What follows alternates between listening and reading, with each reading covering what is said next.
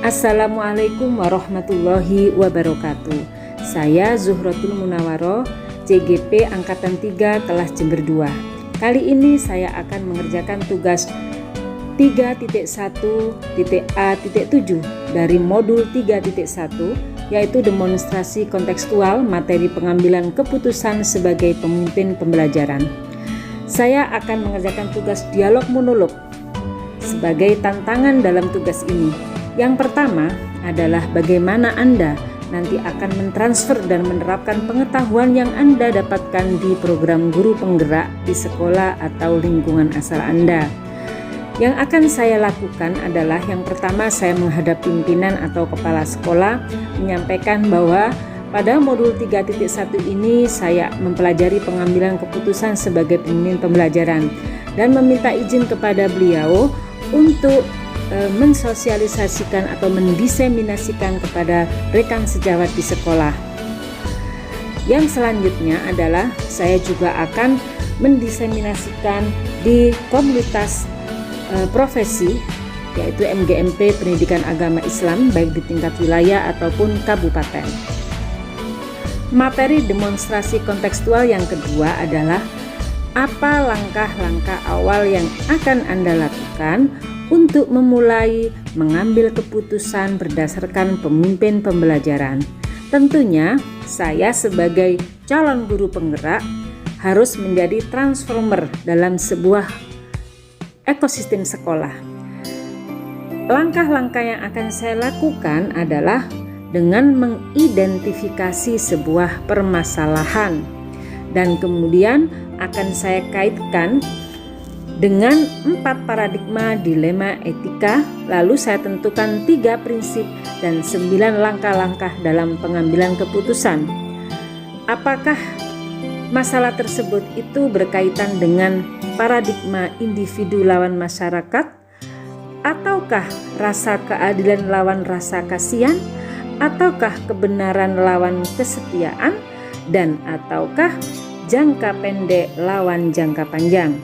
Kemudian saya tentukan prinsipnya, apakah menggunakan prinsip berpikir berbasis hasil, ataukah menggunakan role based thinking, ataukah yang ketiga care based thinking atau rasa berpikir berdasarkan rasa peduli. Nah, setelah kita tentukan paradigma dan prinsipnya, maka saya akan melakukan 9 langkah dalam pengambilan keputusan. Apa itu 9 langkah? Yang pertama adalah mengenali nilai-nilai yang saling bertentangan. Yang kedua, menentukan siapa yang terlibat dalam situasi ini. Dan yang ketiga, mengumpulkan fakta-fakta yang relevan dengan situasi ini. Yang keempat, pengujian benar atau salah. Yang kelima, pengujian benar lawan benar. Dan yang keenam, melakukan prinsip resolusi. Yang ketujuh, investigasi opsi trilema. Yang kedelapan, membuat keputusan. Dan yang kesembilan, melihat lagi keputusan dan merefleksikan apakah keputusan tersebut sudah tepat ataukah perlu diperbaiki. Pertanyaan yang ketiga, mulai kapan Anda akan menerapkan langkah-langkah tersebut? Hari ini, besok, minggu depan, hari apa? Nah, saya dalam mengambil keputusan, kebetulan di sekolah saya ditunjuk menjadi wakil kepala sekolah. Jadi saya seringkali dalam keadaan mendesak ketika tidak ada kepala sekolah, dan itu tidak berkaitan dengan kebijakan yang berkaitan dengan keuangan. Seringkali saya dituntut untuk mampu membuat sebuah keputusan.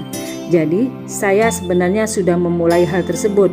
Namun setelah mempelajari materi modul 3.1, apa yang akan saya lakukan dan sedang saya lakukan berbeda dengan yang telah saya lakukan. Kalau sekarang saya mengenal ilmunya, memahami ilmunya, bagaimana cara mengambil keputusan. Kalau sebelumnya berdasarkan intuisi begitu saja.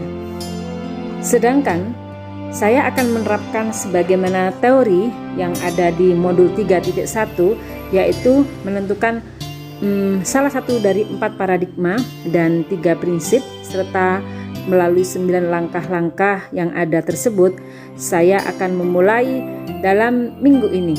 Tentunya kemarin pada saat pertemuan komunitas praktisi, saya telah melakukannya hari Senin sebelum saya mengadakan kegiatan pertemuan komunitas praktisi di wilayah utara. Dan dalam minggu-minggu ini saya juga membuat keputusan karena bersamaan dengan pergantian kepala sekolah, sehingga saya membuat keputusan kecil untuk membentuk panitia kecil dalam melaksanakan kegiatan serah terima jabatan kepala sekolah. Jadi ilmu dalam modul 3.1 ini sudah saya terapkan, dan seterusnya akan saya terapkan di lingkungan sekolah saya. Ternyata masih ada lagi pertanyaan yang belum saya jawab, yaitu pertanyaan yang keempat. Sebentar, saya mau bernafas sadar dulu. Baik, saya akan membacakan apa pertanyaan yang keempat di demonstrasi kontekstual. Siapa yang akan menjadi pendamping Anda dalam pengambilan keputusan sebagai pemimpin pembelajaran? Seorang yang akan menjadi teman diskusi untuk menentukan langkah-langkah yang Anda ambil agar tepat dan efektif. Di sekolah, saya akan selalu koordinasi, komunikasi, kolaborasi yang pertama dengan kepala sekolah sebagai pemimpin pengambil keputusan dan kebijakan. Kemudian rekan sejawat, tentunya rekan sejawat yang berkaitan dengan permasalahan-permasalahan yang akan saya putuskan dalam mengambil keputusan. Misalnya permasalahan tersebut terkait dengan kesiswaan siswa, maka saya bekerja sama berkolaborasi dengan urusan kesiswaan dan humas. Humas di sini karena berkaitan dengan orang tua. Misalnya, permasalahan tersebut terkait dengan kebutuhan siswa dalam belajar, misalnya buku untuk bahan literasi anak-anak, maka saya akan bekerja sama berdiskusi dengan kepala perpustakaan. Urusannya dengan kegiatan KBM, kegiatan belajar mengajar di kelas, saya akan berkolaborasi dengan urusan kurikulum. Jika kaitannya dengan kesediaan sarana di sekolah, maka saya akan berkolaborasi dengan sarana prasarannya. Tentunya semuanya saya koordinasi terakhir sebagai penentu keputusan ada di kepala sekolah.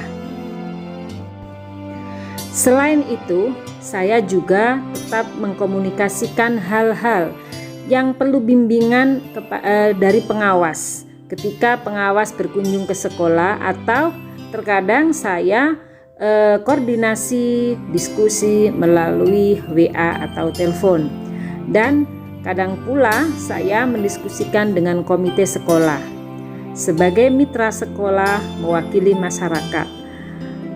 Nah, selain keputusan-keputusan pembelajaran yang saya buat di sekolah, saya juga sebagai pengurus aktif di komunitas praktisi mata pelajaran PAI dan Budi Pekerti. Saya bekerja sama dengan rekan pengurus dalam pengambilan keputusan, misalnya menentukan rencana-rencana kegiatan MGMP dalam 1 tahun, dalam 1 semester, dalam 1 bulan, dan dalam 2 tahun ke depan. Nah, seperti itu yang biasa saya lakukan dalam pengambilan keputusan. Tentunya siapa saja yang biasa saya ajak diskusi ini memang selalu saya lakukan. Saya tidak mungkin mengambil keputusan itu sesuai dengan diri saya pribadi. Saya selalu bekerja sama, berkolaborasi, tentunya berbagi positif, berbagi baik kepada rekan sejawat. Nah, dengan mempelajari modul 3.1 ini, keputusan-keputusan yang akan saya lakukan tentunya lebih terarah, lebih sesuai, lebih bijaksana, lebih tepat, dan lebih cepat.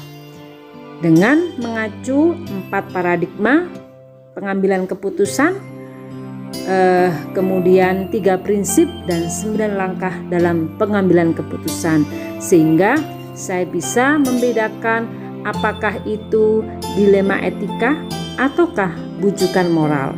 Nah, apa yang akan harus saya lakukan dalam pengambilan keputusan, sehingga saya bisa mempertimbangkan dengan sebaik-baiknya. Terima kasih. Demikian demonstrasi kontekstual materi pengambilan keputusan sebagai pemimpin pembelajaran. Semoga bermanfaat. Terima kasih. Wassalamualaikum warahmatullahi wabarakatuh.